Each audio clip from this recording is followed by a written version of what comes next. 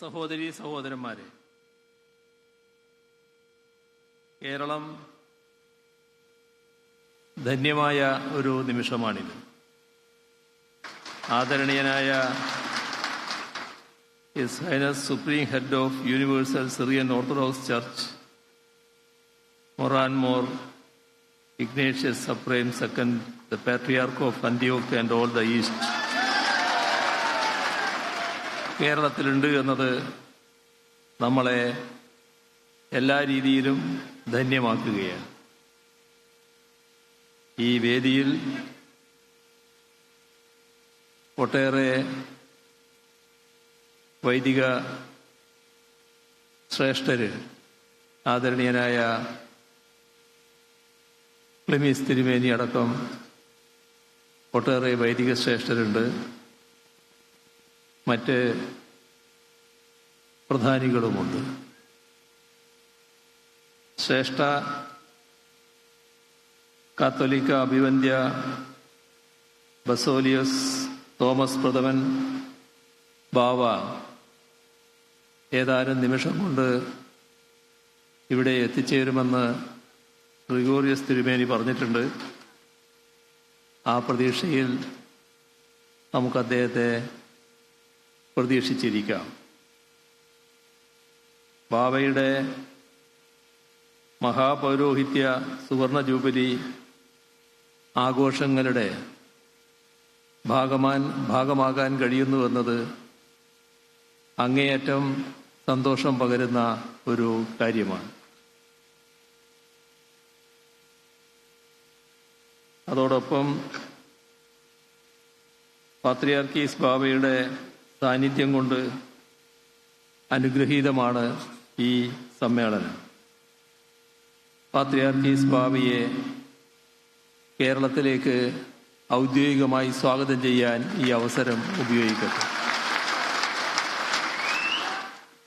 അദ്ദേഹത്തിൻ്റെ കേരള സന്ദർശനം സഭയ്ക്കും സമൂഹത്തിനും നാടിനാകെയും ഒരുപോലെ പ്രയോജനപ്പെടട്ടെ എന്ന് ആശംസിക്കുന്നു. ശ്രേഷ്ഠ കാത്തോലിക്ക മേൽപ്പെട്ട സ്ഥാനത്തെത്തിയിട്ട് 50 വർഷം പൂർത്തിയാവുകയാണ്. ഏതാനും മാസങ്ങൾ കഴിയുമ്പോൾ അഭിവന്ദ്യ ബാവ തിരുമേനി 95 വയസ്സ് പൂർത്തിയാക്കും. ഒരുപക്ഷെ ഇന്ന് ഇന്ത്യയിൽ ജീവിച്ചിരിക്കുന്ന ക്രൈസ്തവ മേൽപ്പട്ടക്കാരിൽ പ്രായം കൊണ്ടും ശുശ്രൂഷ കാലയളവ് കൊണ്ടും ഏറ്റവും തലമുതിർന്ന പിതാവായിരിക്കും അഭിവന്ദ്യ തോമസ് പ്രഥമൻ ബാവ. ഇങ്ങനെയൊരു ശ്രേഷ്ഠ ആചാര്യൻ നമ്മുടെ ഇടയിലുണ്ട് എന്നത് ഈ നാടിൻ്റെ ഒരു സൗഭാഗ്യമാണ്. അതുകൊണ്ട് തന്നെ ഈ സുവർണ ജൂബിലി ആഘോഷങ്ങൾ നമ്മുടെ നാടിൻ്റെ ആകെ ആഘോഷമാണ്. ബാബ തിരുമേനിയിൽ ഞാൻ കണ്ട ഏറ്റവും വലിയ സവിശേഷത, ഏത് പ്രതിസന്ധിയെയും, എത്ര വലിയ പ്രതികൂല സാഹചര്യത്തെയും നേരിടാനുള്ള അദ്ദേഹത്തിൻ്റെ ധൈര്യവും സമർപ്പണവുമാണ്. ഒന്നിൻ്റെയും മുന്നിൽ അദ്ദേഹം പതറുകയില്ല. എന്തിനേയും ധീരതയോടെ അദ്ദേഹം നേരിടും. കാറ്റിൻ്റെയും കോളിൻ്റെയും ഇടയിൽ പടക് മറിയുമെന്ന് ഭയന്ന് ശിഷ്യന്മാർ ഭയന്നാലും അദ്ദേഹം അമരത്ത് ശാന്തനായി ഉണ്ടാകും. മറ്റൊരു സവിശേഷത, അർഹതപ്പെട്ടത് നേടിയെടുക്കാനായി ഏതറ്റം വരെയും പോകാനുള്ള അദ്ദേഹത്തിൻ്റെ സ്ഥൈര്യമാണ്. നിലപാടുകളിൽ അചഞ്ചലനാണ്.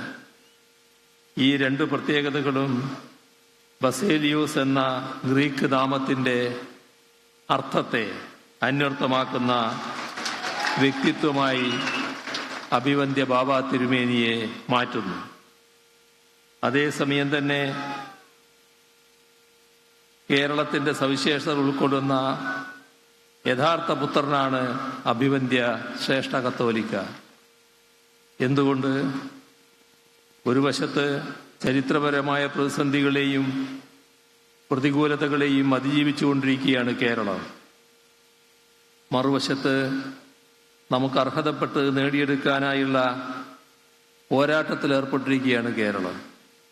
ആ നിലക്ക് അഭിവന്ദ്യ ബാബാ തിരുമേനിയുടെ ജീവിതവും കേരളത്തിൻ്റെ മുന്നോട്ടു പോക്കും തമ്മിൽ പല സമാനതകളുമുണ്ട്. ഇതുകൊണ്ടൊക്കെ കൂടിയാണ് ഈ സുവർണ ജൂബിലി ആഘോഷങ്ങൾ നമ്മുടെ നാടിൻ്റെ ആഘോഷമാണെന്ന് നേരത്തെ പറഞ്ഞത്. 22 വർഷത്തോളമായി യാക്കോബായ സുറിയാനി സഭയുടെ തലവനാണ് ശ്രേഷ്ഠ ബാവ. ആ നിലക്ക് കേരളത്തിലെ വിവിധ ക്രൈസ്തവ സഭകൾക്ക് സാരഥ്യം വഹിക്കുന്നതിൽ ഇന്ന് ഏറ്റവും അനുഭവ സമ്പത്തുള്ള വ്യക്തിയാണ് ബാബാ തിരുമേനി.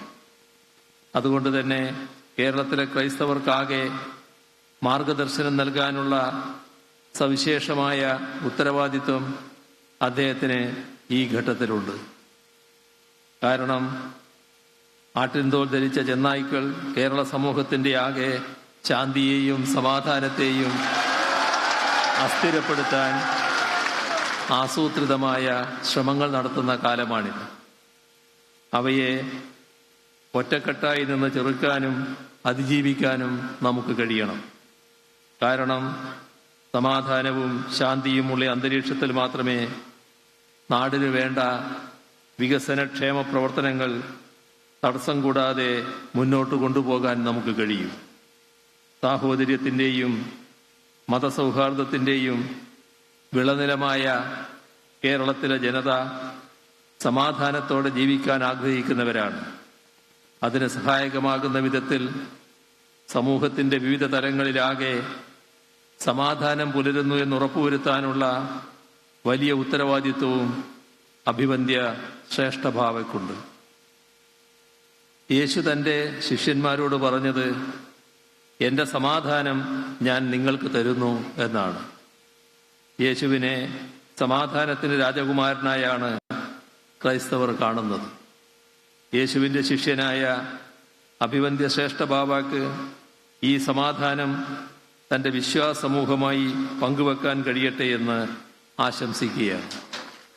അതാകട്ടെ സഭ മാത്രമല്ല, കേരള സമൂഹമാകെ ഉറ്റുനോക്കുന്ന ഒന്നാണ്.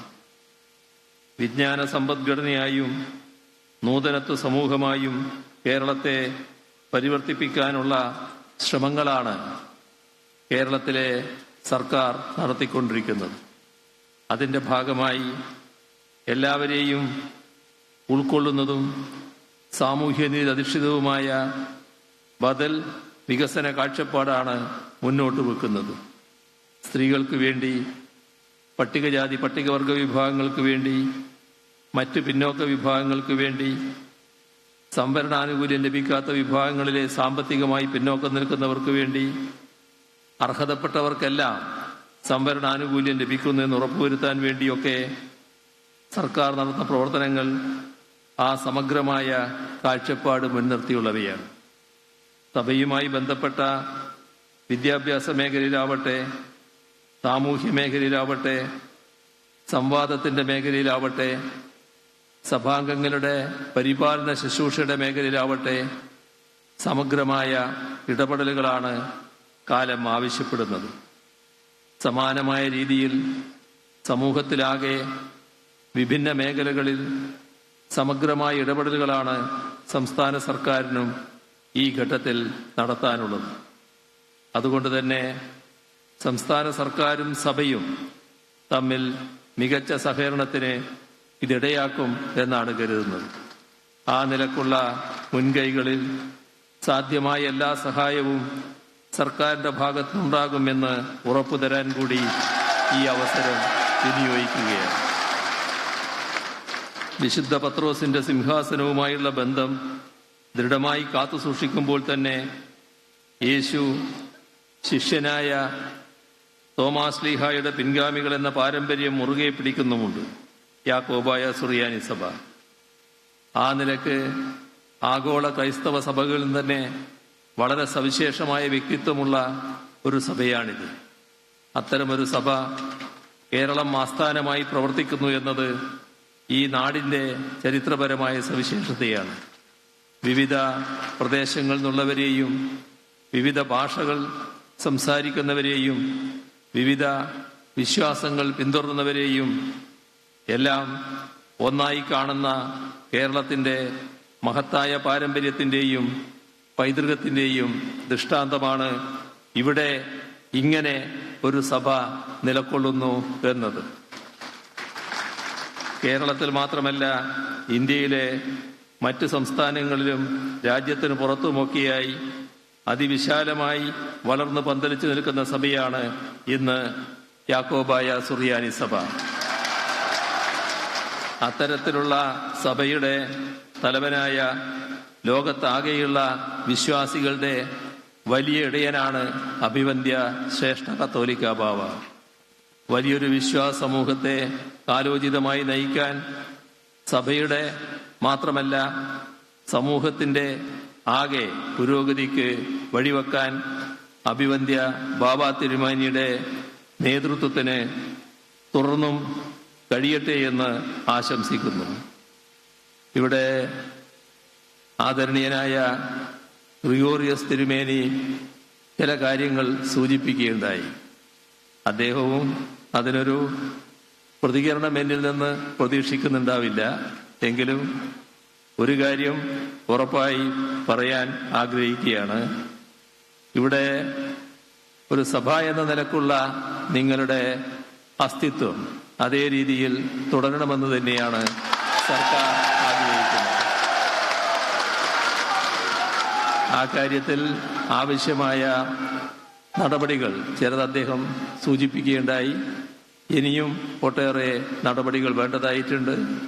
ഒരു കാര്യം നാം കാണേണ്ടത്, കേരളം പൊതുവെ തന്നെ ആ ഒരു നിലപാട് സ്വീകരിക്കുന്നു എന്നുള്ളതാണ്.